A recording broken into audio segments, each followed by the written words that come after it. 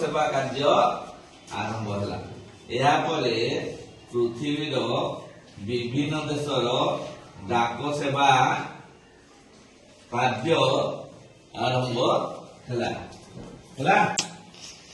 1854 ମସିହାରେ ଭାରତର ବିଭିନ୍ନ ଅଞ୍ଚଳରେ 1854 ମସିହାରେ